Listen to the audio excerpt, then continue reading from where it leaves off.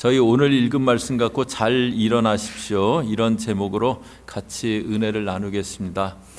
어린아이들이 걷는 법을 배울 때 수도 없이 넘어집니다. 한두 발짝 떼다 넘어지기도 하고요. 그러면서 걷기를 배워나갑니다. 저희들도 살아가면서 넘어지는 때가 있습니다. 힘이 빠져서 넘어지기도 하고 실수해서 넘어지기도 합니다. 또 신앙이 넘어질 때도 있습니다.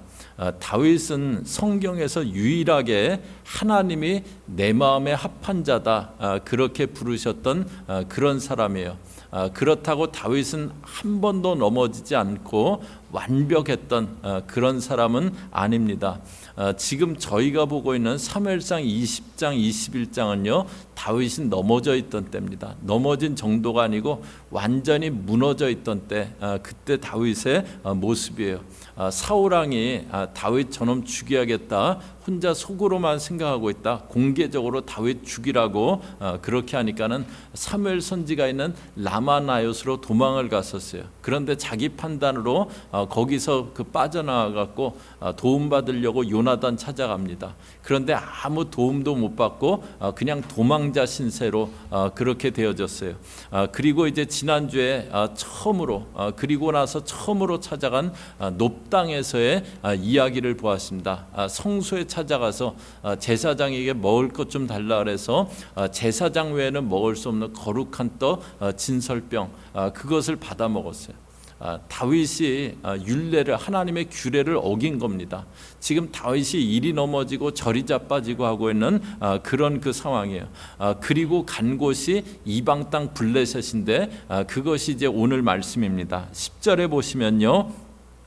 그날에 다윗이 사울을 두려워하여 일어나 도망하여 가드왕 아기스에게로 가니 다윗이 사울을 두려워했대요. 자기 판단하고 생각으로 움직이니까 믿음이 무너지고 두려움이 찾아온 겁니다. 그래서 가드왕 아기스에게로 가는데요.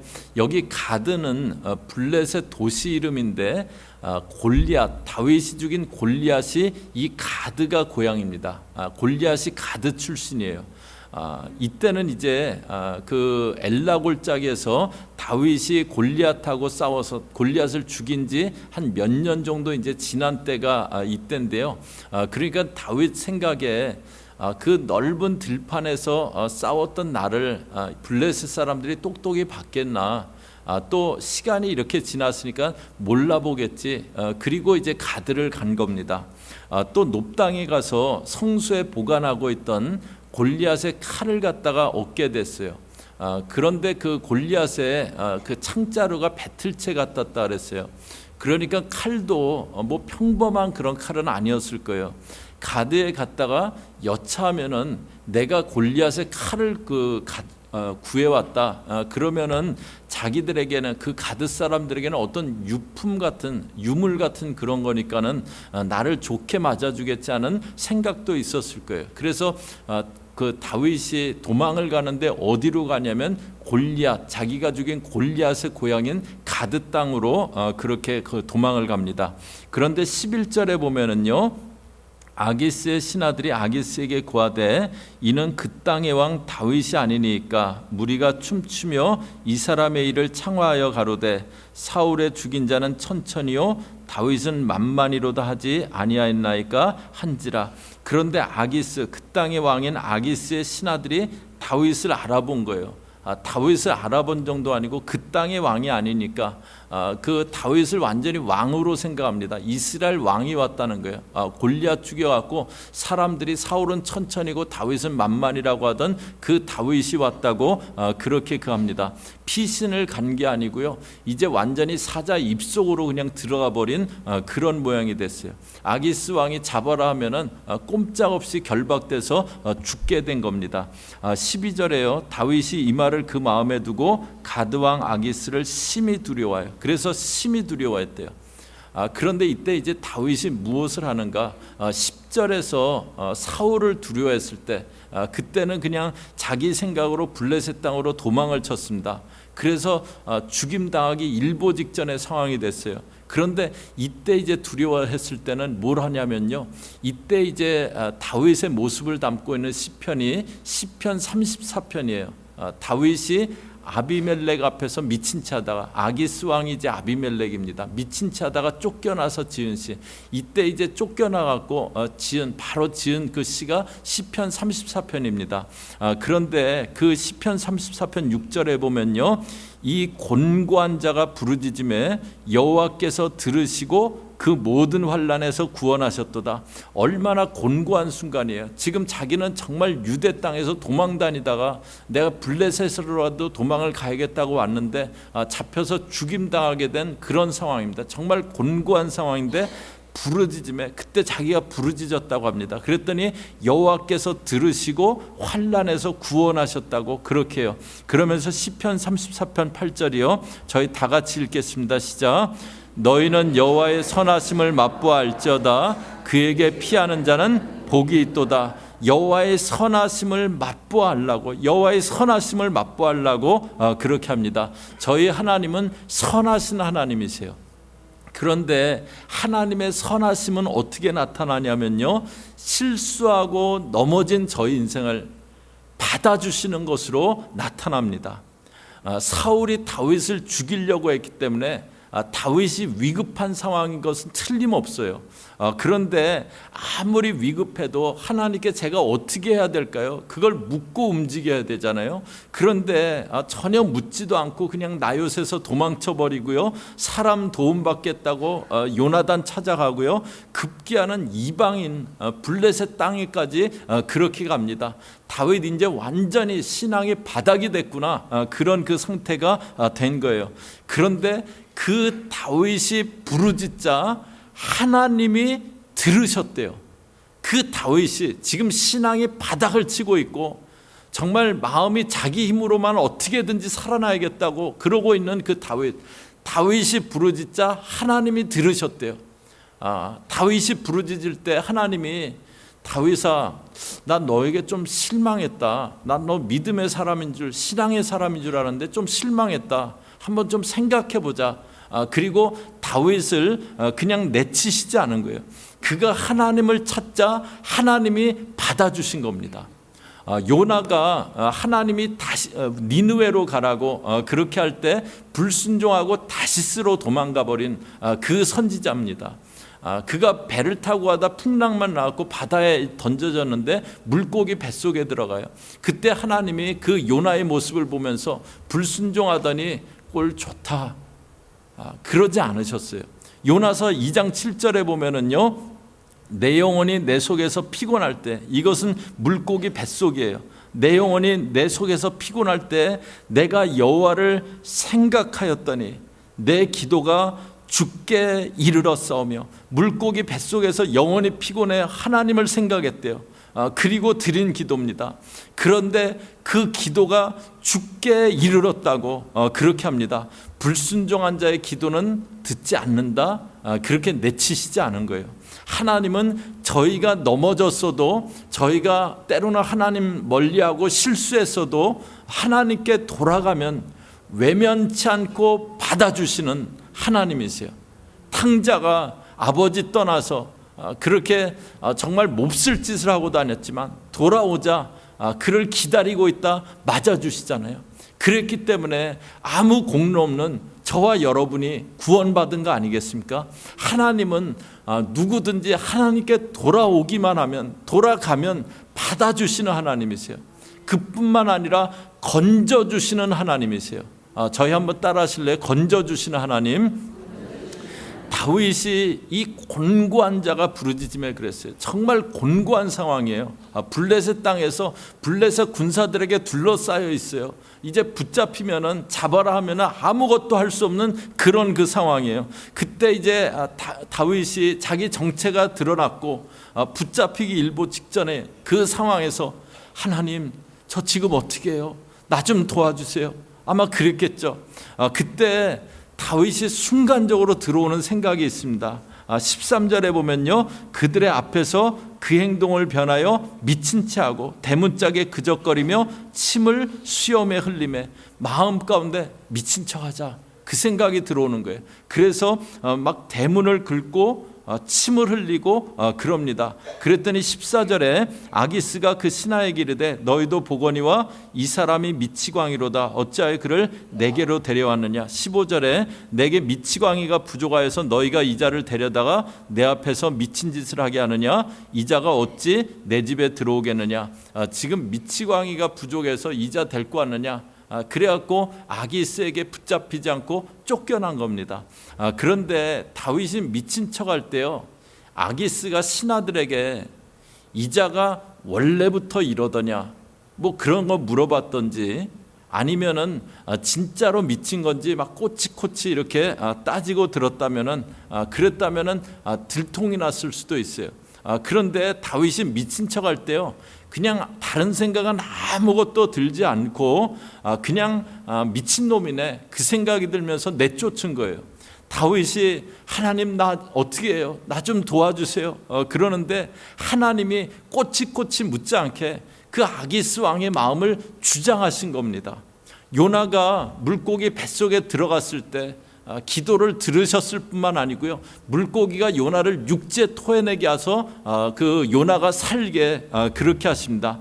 하나님은 저희가 넘어졌어도, 믿음에서 멀어졌어도 하나님께 돌아가기만 하면 저희들을 받아주시는, 또 저희들을 건져주시는 하나님이세요.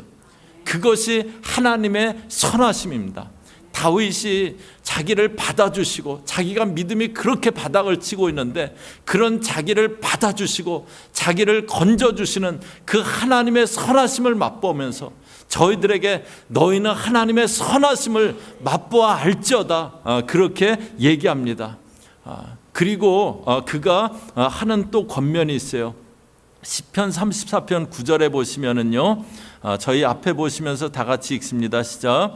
너희 성도들아 여호와를 경외하라. 저를 경외하는 자에게는 부족함이 없도다. 하나님을 경외하라고, 그냥 위기에서 벗어난 것으로 끝나지 말고 하나님을 경외하라고 그렇게 합니다. 어려울 때 하나님 나 어떻게 해요? 나 좀 도와주세요. 그리고 하나님이 건져주셨는데 그 후에는 또 원래의 모습으로 돌아가는 그런 경우들이 많습니다. 어떤 일이 있을 때는 그냥 열심히 이렇게 하나님 찾아요. 그런데 그 일 지나가면은요, 그냥 또 하나님 멀리하는 거예요.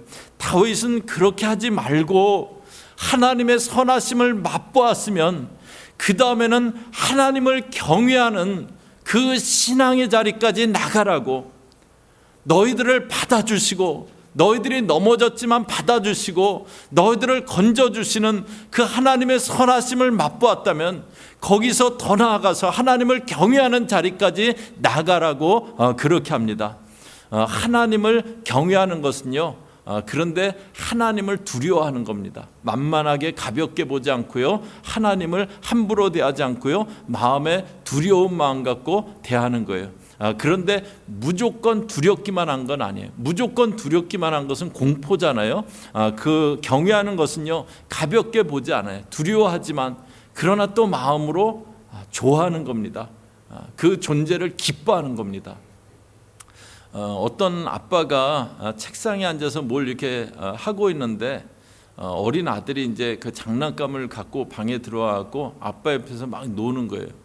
그런데 아이들은 이렇게 놀 때 그냥 그 혼자서 놀더라도 막 입으로 소리도 내고 막 그러면서 놀잖아요. 남자아이가 이렇게, 남자아이들은 이렇게 뭐 자동차 같은 거 놀면 뭐 삐용삐용 왁왁왁 뭐 왁꽉 막 그런 소리도 내고, 그리고 이제 혼자 놀고 있는 거예요. 그러니까 방해가 되니까는 아빠 지금 뭐 하니까는 좀 나가 있어. 그러고서는 이제 그 했는데 나가는 척 하더니 다시 들어왔어요. 그래갖고 삐용삐용 꽝왁 또 그러고 있는 거예요. 그래갖고 좀 아빠 뭐 해야 되니까 좀 나가 있어. 그런데 일어나는 척 하더니 또 눌러 앉아 있는 거예요. 그래갖고 짜증이 나려고 막 그러는 그 순간에 마음 가운데 이렇게 깨달아지는 게, 얘가 아빠하고 지금 같이 있고 싶어 하는구나. 그게 이렇게 깨달아지더래요. 아이들은 아빠가 뭐라 그러면 무서워는 하죠. 그런데 또 그 아빠를 좋아하는 거예요. 그게 경외하는 겁니다. 마음에 두려운 마음도 있지만 그러나 좋아하는 것, 그것이 경외하는 거예요. 다윗이 저희들에게 하나님의 선하심을 맛보아 알고 거기서 나가서 하나님을 경외하라고 합니다. 그것이 잘 일어나는 거예요. 어려움 가운데 하나님의 그 선하심을 맛보아 알고 거기서 나가서 하나님을 경외하게 되는 거예요. 다윗은 이 시편 21편 오늘 말씀 이후로는요, 하나님을 떠나진 않습니다. 실수하는 적은 있지만 떠나지 않아요. 늘 하나님과 동행하는 그런 믿음의 사람이 됩니다. 저희 교우들도 하나님을 경외하는, 하나님 떠나지 않고 하나님과 함께하는 그런 믿음의 사람들 다 되시기를 주의 이름으로 축복합니다. 한국에 여러분도 아마 유튜브 같은 데서 보신 분 계실지 모르겠어요. 로봇다리 김세진이라는 그 청년이 있어요. 이 청년은 태어날 때부터 무릎 아래 다리가 없는 거예요. 그러니까 못 걷죠. 그리고 오른손이 이렇게 손가락이 2개뿐이 없어요. 그런데 이제 양정숙이라는 그 집사님이 보육원에 이렇게 자원봉사를 다니다가 18개월 때 이 아이를 본 거예요. 그리고 아이를 자기 아이로 입양을 합니다. 입양을 하고서는 얘를 어떻게 걷게 해줘야 되는데, 그리고 의사를 찾아갔어요. 그랬더니 의사분이 얘 못 걸어요. 얘는 못 걷는 애예요. 태어날 때 병원에서 얘기 안 해줬어요. 핀잔을 콱 주는 거예요. 그런데 병원에서 돌아오면서 이쁜 신발을 한 짝 사왔대요. 이 신발을 신고 걷게 해줘야지. 그러면서 마음에 다짐을 했답니다. 그리고 무릎 아래가 없는 아이를 걷기 훈련을 시키고 재활에 좋다고 수영을 시켜왔고 장애인 국가대표 수영 선수가 됐고요. 중학교를 4개월 만에 검정고시로 졸업하고 고등학교는 3개월 만에 졸업하고 15살에 대학에 입학을 해요. 그 일반 학생들 포함해 갖고 대학에 최연소 입학을 한 그런 거래요. 그런데 4살이 됐을 때 엄마가 이제 걷기 훈련을 시키면서 방에 매트리스를 깔아놓고요. 자기가 일어나면은 엄마가 밀어서 쓰러뜨리고 일어나면 쓰러뜨리고 계속 그러는 거예요. 그러면서 해주는 말이 걷는 것도 중요하지만 걷다 넘어졌을 때 일어나는 게 중요해. 걷다 넘어졌을 때 일어나는 게 중요해. 그러면서 일어난 애를 넘어뜨리고 다시 일으키고 넘어뜨리고 그 연습을 계속 시켰대요. 철제로 된 의족을 끼고 락키 산맥을 오르고요. 10km 마라톤을 달려서 완주를 했답니다.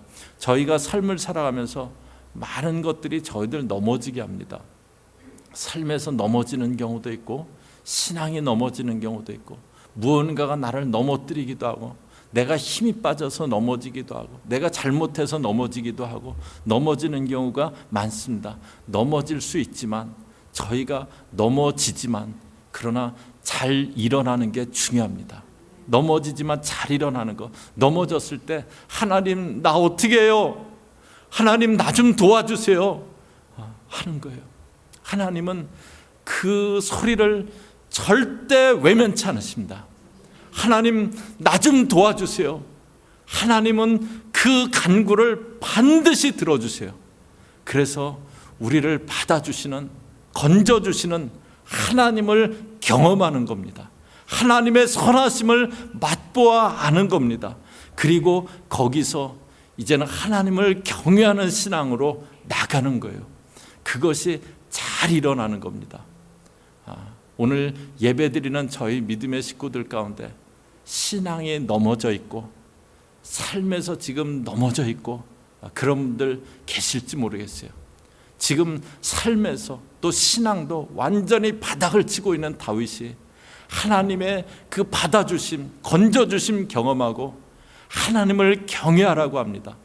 이 하나님의 받아주심, 건져주심을 경험하고 저희들도 하나님을 경외하는 믿음의 사람들은 잘 일어나는 그런 믿음의 사람들은 저와 여러분 되시기를 주의 이름으로 축복합니다. 저희 같이 기도하겠습니다.